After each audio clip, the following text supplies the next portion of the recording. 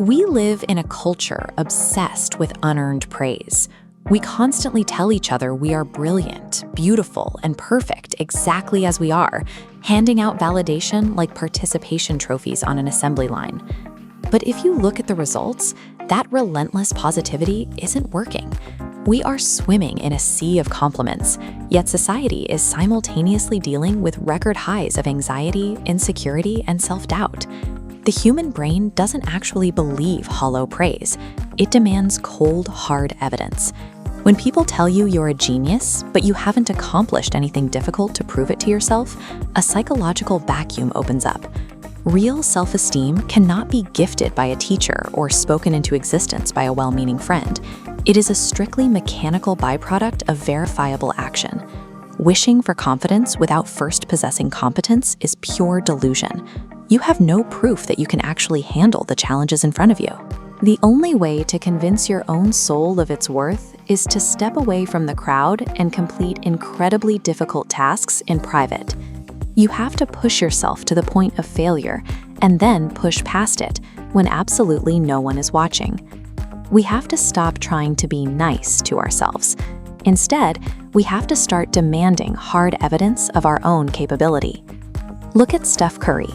When fans see him casually sink a shot from half court and turn around before it even goes through the net, they call him unbelievable. They look at this effortless execution and assume they are witnessing a rare, natural gift. But this chart shows the brutal daily math behind that illusion.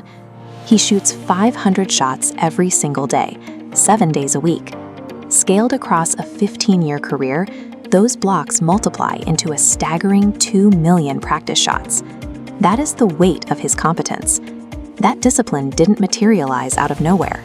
It is a generational transfer of work ethic, rooted deeply in the training he received from his father long before he ever set foot on a college court.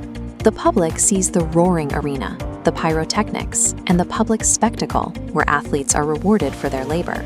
But the reward you receive in the arena is entirely dictated by the thousands of hours you spent sweating on a silent, private court. So why do so many people refuse to put in that silent work? TonyRobbins identifies the core internal barrier.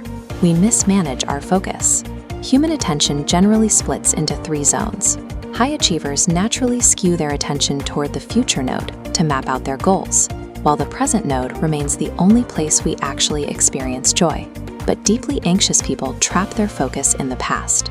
They pour their energy into analyzing what is missing and agonizing over events that are permanently uncontrollable. We cannot rewrite history, and we cannot dictate what happens in the external world. Mastering our lives depends entirely on deciding exactly where we point our internal focus. The most dangerous trap of past-focused thinking is the victim mentality, and it is incredibly difficult to escape because it often stems from genuine trauma, profound childhood loneliness, or deep unfairness. Escaping that trap requires a specific cognitive reframe. You have to adopt the belief that life happens for you, not to you. This forces you into a state of psychological superposition. You have to learn how to hold 2 fiercely opposing, contradictory thoughts in your head at the exact same time without collapsing either of them. You have to look at your past and completely hate that a traumatic event happened to you, while simultaneously feeling intensely grateful for the extreme self-sufficiency and strength it forced you to build.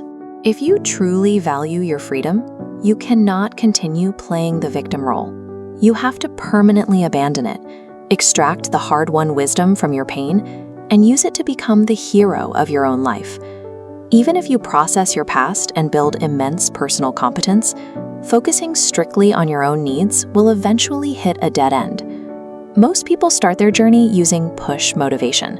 They are fueled by anger, fear, or a desperate, exhausting need to show everyone who ever doubted them exactly what they can do.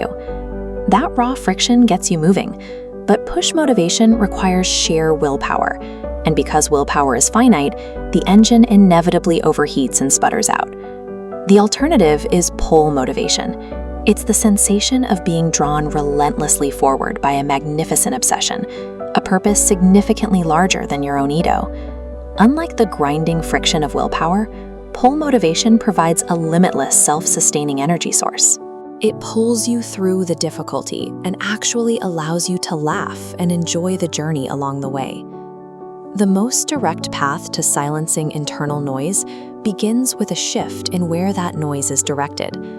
If your focus remains trapped within your own ego, you will always find a reason to be upset. Breaking that loop requires finding an objective that carries more weight than your own self-image.